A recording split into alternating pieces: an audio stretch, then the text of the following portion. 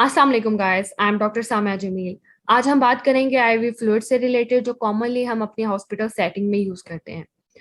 हम बात करेंगे कि इनकी कंपोजिशन क्या होती है और ये किन किन कंडीशंस में हम दे सकते हैं, मतलब इनके यूजेस क्या हैं। इसके अलावा हम इनकी डोजेज देखेंगे कि हम इन्हें मैक्सिमम किस लेवल तक दे सकते हैं और कौन से पेशेंट में कौन से फ्लूइड सूटेबल होते हैं।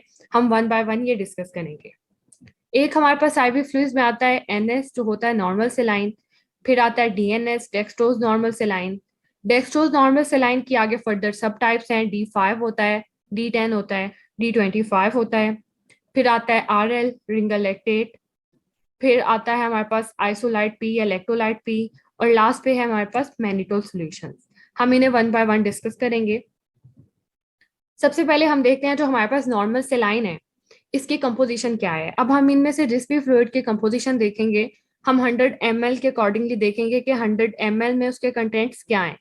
मतलब ये हमारे पास डिफरेंट पैकेजिंग में आता है। मतलब ये हमारे पास जो इस पिक्चर में बॉटल है ये 500 ml की है, लेकिन हम कंपोजिशन सारों की 100 ml के अकॉर्डिंगली देखेंगे। इसमें सोडियम क्लोराइड होता है हमारे पास 0.9 ग्राम। मतलब अगर 100 ml में हम 0.9 ग्राम ऑफ सॉल्ट ऐड कर देंगे, सोडियम क्लोराइड होता है NaCl, तो वो हमारे पास 100 ml नॉर्मल सेलाइन का सोल्यूशन बन जाएगा। अब 0.9 ग्राम के अलावा इसमें बाकी हमारे पास हम कह सकते हैं डिस्टिल्ड वाटर होता है। इसमें वाटर फॉर इंजेक्शन की जो क्वांटिटी होती है वो होती है QS, और ये स्टैंड करता है quantum satis. That's mean amount which is enough, मतलब इतनी ही अमाउंट वाटर की इसमें प्रेजेंट होती है जो एनफ होती है पेशेंट के लिए। तो ये थी हमारे पास composition of normal saline in 100 ml solution. फिर हम देखते हैं कि हम नॉर्मल सलाइन को यूज क्यों करते हैं। अगर फॉर एग्जांपल आपके पास कोई पेशेंट डिहाइड्रेशन के साथ आया है, उसे कोई फ्लूइड लॉस हो रहा है, मतलब अगर वॉमिटिंग हो रही है उसे बार बार, या डायरिया हुआ है, तो हम उसे डिहाइड्रेशन को उसकी ठीक करने के लिए नॉर्मल सलाइन देते हैं। अब एक है हमारे पास हाइपोनेट्रीमिया के पेशेंट, क्योंकि हमने इसकी कंपोजिशन में देखा है कि सोडियम क्लोराइड यानी NaCl प्रेजेंट है, तो इसलिए हाइपोनेट्रीमिया में हाइपो मीन कम, नेट्रीमिया सोडियम। तो अगर फॉर एग्जांपल पेशेंट में हाइपोनेट्रीमिया है, सोडियम कम है, तो भी हम उसे देंगे ये नॉर्मल सेलाइन। उसके बाद वोंड वॉशिंग के लिए हम इसे यूज करते हैं क्योंकि इसमें डिस्टिल्ड स्टरलाइज्ड वाटर होता है। इसके अलावा use to give the injection, इसका मतलब ये है कि अगर फॉर एग्जांपल कोई इंजेक्शन है हमने उसे डाइल्यूट फॉर्म में इंजेक्ट करना है, या हम उसे ड्रिप की फॉर्म में लगा दें कि उसकी आहिस्ता आहिस्ता इन्फ्यूजन हो, तो हम उसके लिए भी नॉर्मल सलाइन मोस्टली यूज करते हैं। अब एक और चीज है हमारे पास कि डोजेस क्या है इसकी, मतलब 3 to 4 बॉटल्स इन 24 और ये मैक्सिमम क्वांटिटी है नॉर्मल सलाइन की जो हम एक पेशेंट में दे सकते हैं। जस्ट हम 3 to 4 बॉटल दे सकते हैं इन 24 आवर्स में। अब नॉर्मल सलाइन से रिलेटेड एक इंपॉर्टेंट बात है जो मैंने यहाँ रेड बॉक्स में लिखी है कि ये सूटेबल नहीं होता हाइपरटेंशन के पेशेंट के लिए। क्योंकि हाइपरटेंशन के पेशेंट को अगर फॉर एग्जाम्पल हम ज्यादा सोडियम क्लोराइड मतलब सॉल्ट देना स्टार्ट कर देंगे तो उसका जो ब्लड प्रेशर है वो और इंक्रीज होने के चांसेस हैं। इसलिए हमने कभी भी हाइपरटेंशन के पेशेंट को नॉर्मल सलाइन नहीं लगाना। अगर हमें पता लग गया पेशेंट का BP ज्यादा हाइपरटेंसिव है तो हम उसे कभी भी नॉर्मल सलाइन नहीं देंगे। इसके अलावा जो इसकी बॉटल आती है हमारे पास मार्केट में, इसमें इसकी 500 ml की बॉटल है। इसमें डिफरेंट क्वांटिटीज लिखी हैं कि इसमें कितना सोडियम क्लोराइड है, इसके अलावा कितना वाटर है। उसके बाद हम देखते हैं नेक्स्ट ये है हमारे पास DNS। ये है डेक्सट्रोज नॉर्मल सेलाइन। अब इसकी कंपोजिशन भी हम 100 ml में देखेंगे। अब इसमें नॉर्मल सेलाइन के साथ डेक्सट्रोज ऐड हो जाता है जैसे कि इसके नाम में भी है। अब इसमें डेक्सट्रोज जो है वो 5 ग्राम है, और NaCl मतलब सोडियम क्लोराइड उतना ही है जितना नॉर्मल सेलाइन में होता है 0.9 ग्राम। और water for injection again QS है जो था हमारे पास quantum satis, that is enough. उसके बाद अगेन हम इसके यूजेस देखते हैं। अगेन हम इसे डिहाइड्रेशन में दे सकते हैं। अब एक इंपॉर्टेंट चीज है जो इसे उससे डिफ्रेंशिएट करती है वो ये है कि हम इसे हाइपोग्लाइसीमिया के पेशेंट में देते हैं। अब हाइपोग्लाइसीमिया के पेशेंट में हाइपो मीन्स कम हुआ होता है, ग्लाइसीमिया उसका ग्लूकोज लेवल। तो इसमें हमारे पास जैसे यहाँ पे है कि डेक्सट्रोज प्रेजेंट है, तो डेक्सट्रोज है तो हम उसे हाइपोग्लाइसीमिया में देख के उसका ग्लूकोज लेवल जो है वो मेंटेन कर सकते हैं।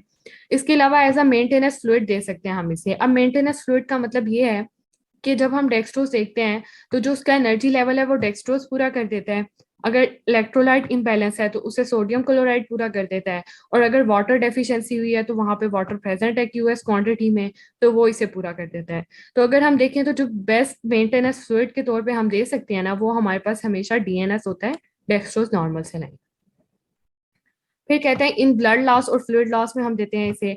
अब फॉर एग्जांपल एक्यूट लॉस हुआ है ब्लड का तो भी हम इसे दे सकते हैं, क्योंकि वहां भी एनर्जी लेवल भी डाउन हुआ होगा, हमारे पास पेशेंट वीकनेस में होगा, जिसकी वजह से डेक्सट्रोज नॉर्मल सलाइन अच्छा एक्ट कर सकता है। इसके अलावा हम इसे इंसुलिन शॉक के पेशेंट में दे सकते हैं। अब इसमें एक इंपॉर्टेंट बात याद रखने वाली ये है कि हमने कभी भी डायबिटिक पेशेंट में डीएनएस नहीं देना, क्योंकि उसमें पहले ही डायबिटिक है, वो उसका ग्लूकोज लेवल हाई है, तो हमने उसे कभी भी डेक्सट्रोज नॉर्मल सलाइन नहीं देना। लेकिन इंसुलिन शॉक अब होता किन पेशेंट में है? ये होता डायबिटिक पेशेंट में ही है। मतलब इसमें क्या होता है कि इंसुलिन बहुत ज्यादा हो जाता है और वो बॉडी में मतलब स्टोर कर लेता है ग्लूकोज को, ग्लूकोज लेवल बॉडी का कम हो जाता है, इंसुलिन शॉक में चली जाती है बॉडी। अब पेशेंट तो वो डायबिटिक ही है लेकिन वो इंसुलिन शॉक में है, तो सिर्फ ये एक कंडीशन है जिसमें हम डायबिटिक पेशेंट को डीएनएस देते हैं, वो है इंसुलिन शॉक। उसके बाद डोजेज की बात करें तो इसकी डोजेज भी सेम है, 3 to 4 बॉटल इन 24 आवर्स देते हैं। ये हमारे पास इस तरह की पैकेजिंग में आता है नॉर्मल सिलाइन। इसका भी हम देखते हैं कि ये 500 ml की बॉटल है, लेकिन हमने इनकी क्वांटिटी डिस्कस की है 100 ml के अकॉर्डिंगली। उसके बाद देखते हैं हम, फिर यार ये हमारे पास डेक्सट्रोज नॉर्मल सेलाइन, ये हमारे पास डिफरेंट फॉर्म्स में आता है। इसकी फर्दर सब टाइप्स हैं, D5 है, D10 है और एक होती है D25। अब इसमें हम देखते हैं जो D5 है ना, इसमें 5 ग्राम ऑफ डेक्सट्रोज होती है इन 100 ml, और D10 में 10 ग्राम ऑफ डेक्सट्रोज होती है इन 100 ml, और D25 में 25 ग्राम ऑफ डेक्सट्रोज होती है इन 100 ml। इसमें डेक्सट्रोज की क्वांटिटी इंक्रीज हो रही है। मोस्टली जो इसमें से हम यूज करते हैं D5 और D10 है, D25 को हम बहुत कम यूज करते हैं। और वाटर इन सोल्यूशन QS है अगेंस्ट वाटर सेटिस है, ये भी QS है और ये भी QS है। अब इसे हम देते हैं हाइपरनेट्रीमिया के पेशेंट में, क्योंकि इसमें सोडियम क्लोराइड जो है वो उसकी क्वांटिटी प्रेजेंट नहीं है D5, D10 और D25 में। इस वजह से हम इसे हाइपरनेट्रीमिया के पेशेंट में दे सकते हैं जिसमें सोडियम पहले से ज्यादा है। इसके बाद अगेन हम फ्लूइड रिप्लेसमेंट के तौर पे दे सकते हैं। अगर एनर्जी मेंटेन करनी है, वीकनेस है, तो हम डेक्सट्रोज की क्वांटिटी इंक्रीज करते जाएंगे, D5 देंगे। अगर D5 से पेशेंट में उसका एनर्जी लेवल पूरा नहीं हो रहा तो D10 की तरफ चले जाएंगे। अगर फिर भी एनर्जी लेवल पूरा नहीं होगा तो D25 की तरफ जा सकते हैं।